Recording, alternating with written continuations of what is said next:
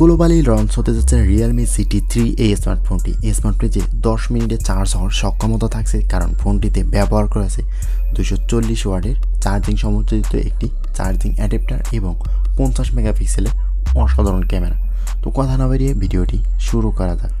Realme GT3 স্মার্টফোনটির বিশেষত্ব হলো এর ক্যামেরা ফ্রন্ট।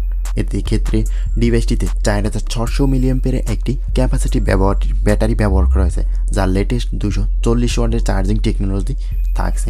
এই 240 ওয়াটের চার্জিং সমর্থিত অ্যাডাপ্টারটি দিয়ে 4 মিনিটের মধ্যে ডিভাইসটিকে 50% মতো চার্জ করতে সক্ষম হবেন এবং এমনকি 65 ওয়াটের চার্জিং সমর্থন করে এমন ল্যাপটপের সাথেও সামঞ্জস্যপূর্ণভাবে চার্জ করতে পারবেন এই অ্যাডাপ্টারটি দিয়ে। যাই হোক, সদ্য লঞ্চ হওয়া Realme GT3 স্মার্টফোনটিতে 6.74 ইঞ্চির 1.5K 2772x1240 পিক্সেলের ডিসপ্লে রয়েছে, যা 144 হার্জ রিফ্রেশ রেট এবং 1400 নিট পিক ব্রাইটনেস সাপোর্ট করে। আর এই ফোনটিতে স্বয়ংক্রিয়ভাবে 40 হার্জ এবং 45 হার্জ এবং 60 হার্জ এবং 72 হার্জ 90 হার্জ এবং 120 হার্জ এবং 144 হার্জ রিফ্রেশ রেটের মতো সুইচ করতে সক্ষম এই স্মার্ট পারফরমেন্সের জন্য Realme GT3 ফোনটিতে কোয়ালকম স্ন্যাপড্রাগন 8+ Gen 1 এর প্রসেসর দেওয়া হয়েছে। আবার ফোনটিতে দীর্ঘক্ষণ ভারী কাজ করা সত্ত্বেও যাতে ঠান্ডা করা যায় তার জন্য এটি স্টেনলেস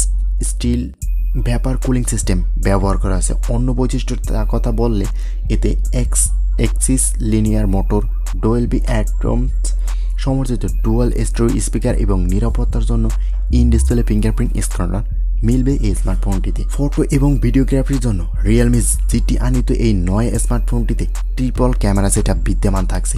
এই ক্যামেরাগুলি হলো ওআইএস সহ 50 মেগাপিক্সেলের সোনি IMX 890 সেন্সর এবং 8 মেগাপিক্সেলের আল্ট্রা ওয়াইড অ্যাঙ্গেল লেন্স এবং 2 মেগাপিক্সেলের সেন্সর। আর এই Realme GT3 স্মার্টফোনটি ভারতের বাজারে খুব রিসেন্টলি লঞ্চ হওয়ার সম্ভাবনা থাকছে।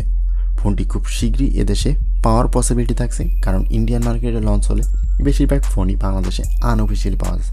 তো এই স্মার্টফোনটি কবে নাগাদ পাওয়া যাচ্ছে তা জানা যাচ্ছে না, তবে খুব রিসেন্টলি আসতে যাচ্ছে। তো ভিডিওটি কেমন হলো অবশ্যই কমেন্ট করে জানাবেন। আজকের ভিডিওটি এই পর্যন্তই, কথা হবে নেক্সট কোনো ভিডিওতে।